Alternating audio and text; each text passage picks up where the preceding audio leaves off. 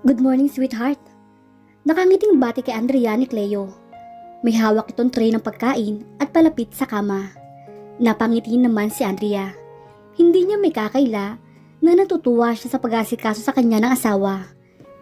Pero di pa rin nawawala ang pangamba na panandalian lang ang lahat ng ito, na hindi magtatagal, iiwan rin siya ng asawa.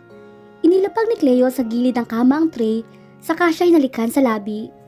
Kinuha nito ang isang pink na roses na sigurado siyang isa yun sa mga tanim ni Nanay Tessie sa labas. Para sa aking magandang asawa, malambing na sabi ni Cleo sa kanya. Para namang lumobo ang puso niya sa sinabi nito. Inabot niya iyon at inilapit sa ilong. Maraming salamat, Cleo.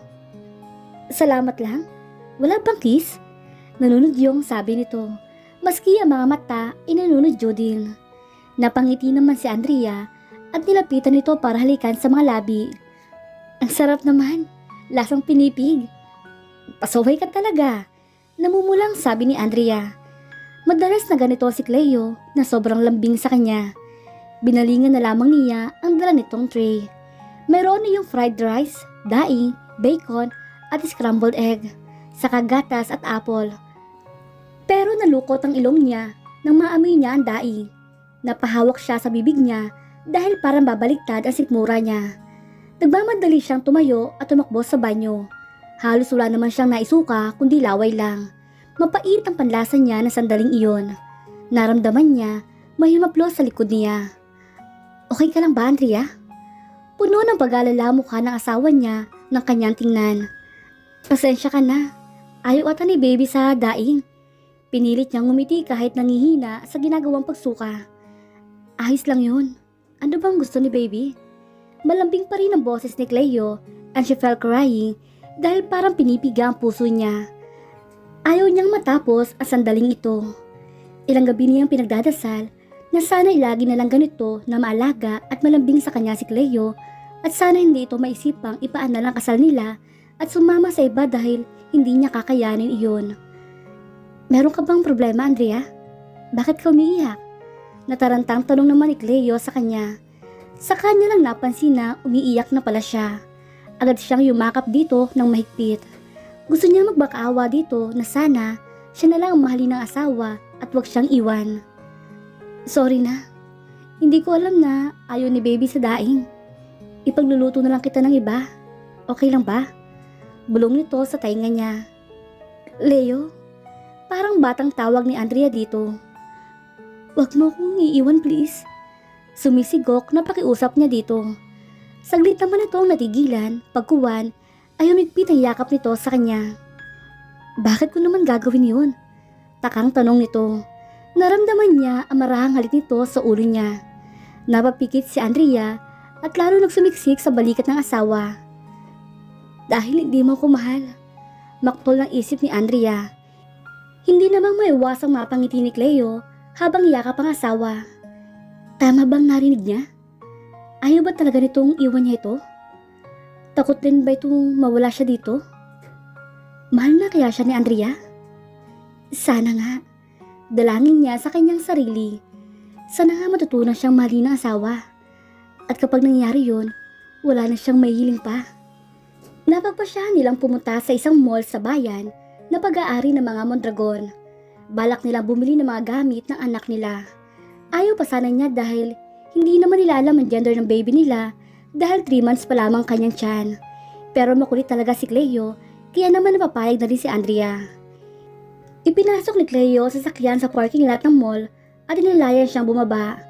Sa entrance pa lang ay biglang naalerto ang security guard ng mall dahil nakita nilang dumating ang nag-iisang tagapagmana ng mall na iyon. Aligaga ang mga tauhan ng sandaling iyon. Ang pinaka-OIC ng mall ay agad na bumaba para salubungin sila at asikasuhin, pero agad yung pinigilan ni Cleo at sinabing hayaan na lamang silang mamili at pagsibalik na mga ito sa trabaho. Lihim niyang hinangaan ng asawa dahil doon. Matagal na niyang alam na hindi ito katulad ng ibang mga anak mayaman na akala mo ay nabili ng mga ito ang mundo kung makaasta. Hindi mang palabati ang lalaki, pero hindi man ito kagaya ng iba na mapangmata. Katunayan nga, ay ito palagi ang katungkol sa kanya noon kapag pinag-iinitan siya ng mga klas niyang galing sa mayamang pamilya. Naging scholar kasi siya sa private school na pinapasukan din ni Cleo noon na pagmamayari naman ng lolo nito.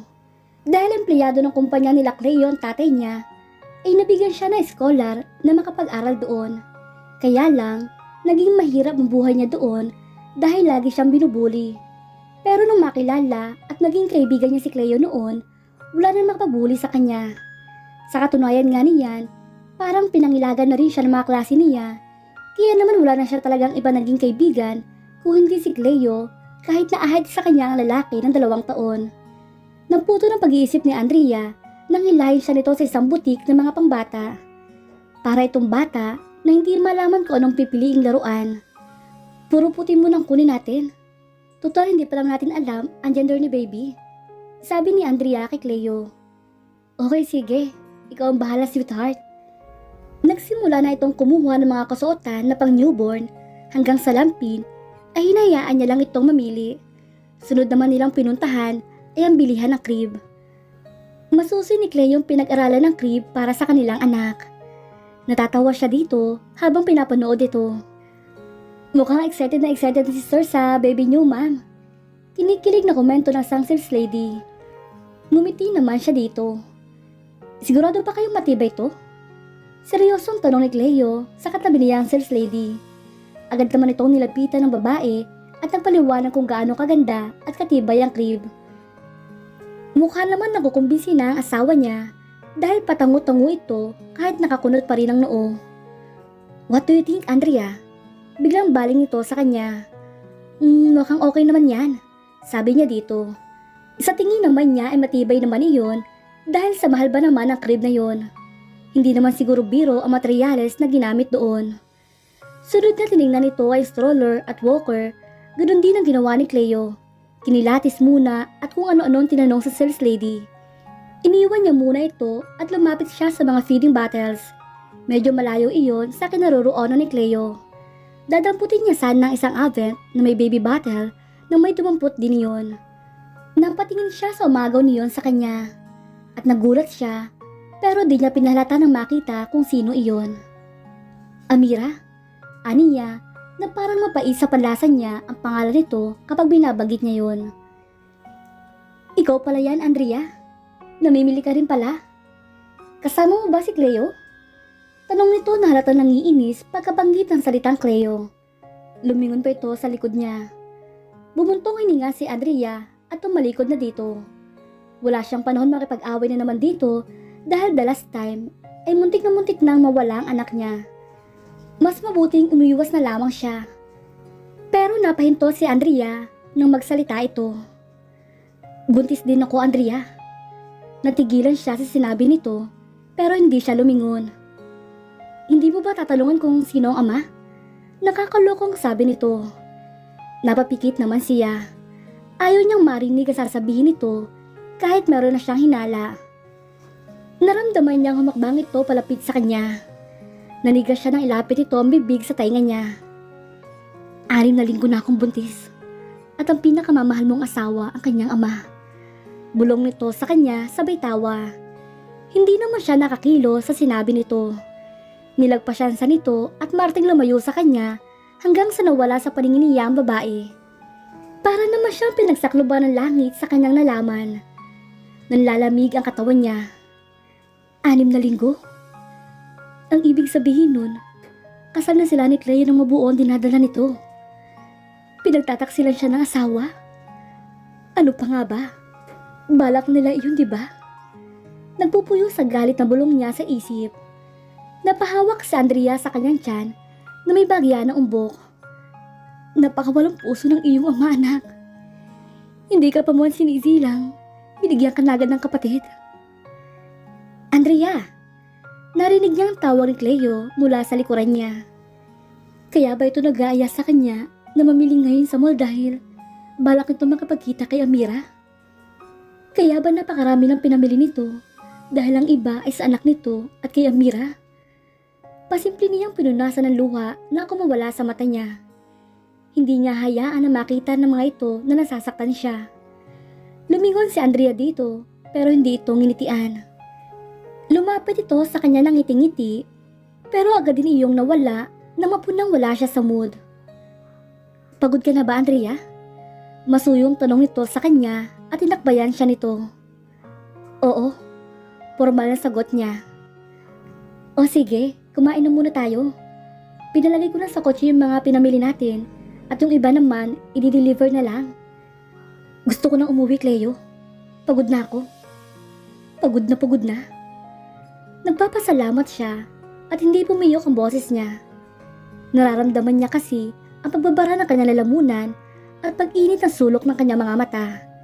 Kaya agad siyang umiwas dito ng tingin. Okay, relax. Nagtataka man sa bigla niyang pagbabago ng mood ay hindi na ito kumibo pa.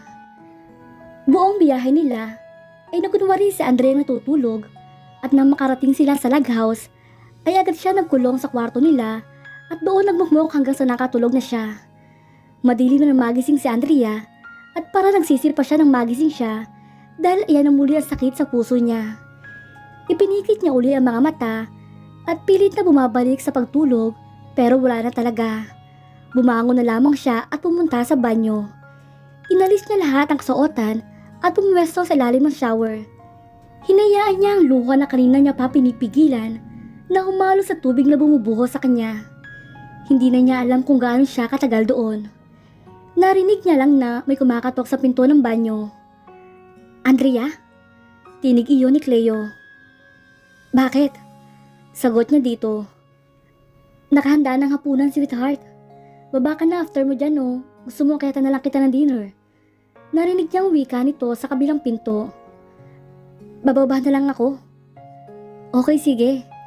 Yun lang at nakarinig na siya ng yabag palayo sa pinto.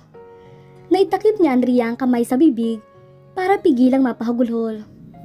Bakit ba ayaw nitong tumigil sa pag-arte? Na para ba may pagmamahal ito sa kanya? Gayong nagawa nga nito magbuntis ang ibang babae. I hate you, Cleo. Aniya sa kanyang sarili. Umiwas ang tingin si Andrea kay Cleo nang pumasok siya sa komedor. Nakakunot ang noo nito habang nakatingin sa kanya. Nakaupo ito sa kaisang kabisera. Tumayo ito para ipaghila siya ng upuan sa kanan nito. Umiyak ka ba, Andrea? Tanong nito na makaupo siya. Hindi. Tanggi niya na hindi makatingin sa mga mata ng asawa. Bakit namamagay ang mata mo? Nagdududang tanong nito. Nasobrahan ata sa pagtulog. Katwiran niya. Magtatanong pa sana ito nang pigilan niya. Kakain ba tayo o? Magtatanungan na lang, Cleo. Gutom na ako. Di na niya napigilan ang mapataas ang boses. Tumiim ang bagang nito pero hindi na umimik. Kinuha ni Cleo ang bandehado ng kanin at akmang lalagyan siya nang agawin niya yun dito. Ako na. Angil niya dito. Nakita niyang kumuyom ang kamao ng asawa at tila nagpipigil sa inis. Pero wala siyang pakialam. Galit siya at hindi niya kayang pigilan iyon. Naiinis siya sa pag-asikaso nito sa kanya, samantalang sinasaktan naman siya nito pagtalikod niya. At ano pa ang halaga, na pagpipilit itong pakitaan siya ng maganda, kung hihiwalay lang din naman siya. Wala na silang imikan hanggang sa matapos silang kumain. Tumayo na si Andrea at walang paalam na iniwan ng asawa at umakyat na ng kwarto nila. Nahiga na siya doon at nagtalukbong ng kumot. Inabot na ng alauna pero di pa rin siya dinadalaw ng antok. Gising na gising pa siya. Hindi pa rin pumapasok sa kwarto nila ang asawa. Bumuntong hininga siya at inis na bumalikwas ng bangon at naupo. Sumandal siya sa headboard ng kama at niyakap ang una ni Cleo. Naamoy niya ang asawa doon. Nakaramdam siya ng matinding pangungulila dito. Gustong gusto niya ang amoy ng asawa niya. Pero kailangan niyang sanayin ang sarili na wala na ito dahil hindi rin magtatagal ay tuluyan na ito mawawala sa kanya. Iiwan siya nito. Sila ng anak nila. Sino ba naman kasi siya para piliin ito kumpara kay Amira? Napilitan lamang itong pakasalan siya dahil sama na makukuha nito. At kahit ano pang gawin niya, para mapanatili ang asawa sa piling nila mag-ina, malabo na mangyari iyon. Dahil buntis na rin si Amira. Ano pang laban niya doon? Mas maganda at mas mapil sa kanya ang babaeng karibal. Mas mataas ang pinag-aralan nito kaysa sa kanya. At isa pa, mas boto rito ang kanyang biyanang babae dahil galing si Amira sa isang mayamang pamilya ng mga kalebel na mga ito. Siya, oo, pinagmamalaki niya ang pagiging guro niya, pero wala siyang laban sa yaman ng babaeng karibal. Nanikip ang puso ni Andrea. Tumayo siya para lumapit sa bintana at sumagap ng sariwang hangin. Nang buksan ni Andrea ang bintana, sumalubong sa kanya ang malamig na hangin. Nayakap niya ang kanyang sarili. Kahit papaano, lumuwag ang pagkakahinga niya. Napatingin siya sa ibaba. Walang mga poste doon ng ilaw, pero maliwanag ang bilog na buwan. Kaya kitang-kita niya ang dalawang tao naghahalikan sa may hardin. Nakilala niya kagad ang likod ng asawa at ang babae, walang iba kundi si Amira. Hindi niya natagalan iyon at mabilis siyang umalis sa bintana. Lumayo siya doon na parang napapaso. Ang mga walang puso. Nakikita pala mga ito dito. Ilang beses na kaya nakikita ng palihim ang mga ito. Dito rin ba nabuo anak ng mga ito? Parang hindi na niya kakayanin ang sakit na nararamdaman niya. Sana tinapos na lang siya ng mga ito. O yun talaga ang balak ng mga ito. Ang saktan siya hanggang sa ikawala niya. Napakasama mo, Cleo. Napaupo si Andrea sa sahig, saka doon umiyak na umiyak. Kinabukasan, ay nagising si Andrea na mabigat ng kanyang pakiramdam. Agad siyang bumangon ng maramdaman ang pagbaligtad ng sikmura niya. Sa poong bibig, natumakbo siya sa banyo. Hindi niya napansin ang nagulat na asawa na naliligo doon. Sumuka siya ng sumuka sa lababo. Hindi niya napigilan ang mapaluha. Awang-awa siya sa kanyang sarili. Naramdaman niya na may maplos sa likod niya. At napatingin siya sa salamin. Nasa likod niya si Cleo at puno ng pag-alala mukha nitong patuloy sa paghagod ng likod niya. Basang-basa ito at tanging tuwalay lang ang nakatakip sa katawan nito. Napatingin siya sa refleksyon niya sa salamin. Gulong-gulo ang buhok niya at maga-maga ang mata niya. Mabilis niyang tinabig ang kamay nito at naghilamos para itago ang pagkapahiya dahil sa itsura niya. Narinig niyang bumuntong hininga ang asawa. Nang matapos siya maghilamos, ay inabutan siya nito ng face towel pero hindi niya iyon kinuha. Bagkus ang kwelyo ng t-shirt niya ang pinamunas niya sa mukha. Nakita niya itong umiling-iling na lang na para bang naamyo sa nakikitang ugali niya. Lalo naman siya nang gigigil dito. Pakiramdam niya ay kinukutiya siya nito. Akma siya nitong aalalayan nang tabigin niya ang asawa at malakas na itinulak. Huwag mo akong hawakan! Nandidiri ako sa'yo! Malakas ang sigaw ni Andrea dito. Napanganga naman si Cleo sa inakto niya. Pagkatapos, ay kitang-kita niya ang sakit na bumadha sa mukha nito. Para tunay gusto niyang bawiin ang sinabi, pero pinigil niya ang sarili dahil sa alaalang nakita kagabi. Pumikit siya at huminga ng malalim. Gusto ko ng annulment sa lalong madaling panahon, Cleo. Kuyom ang kamay na sabi ni Andrea sa asawa. Natigilan naman si Cleo sa kanyang narinig. Hindi niya maintindihan kung bakit ganito ang turing sa kanya ng babaeng pinakamamahal niya. At dito na po nagtatapos ang kabanata ng ating kwento. Please like, share, subscribe for more updates. Maraming salamat po.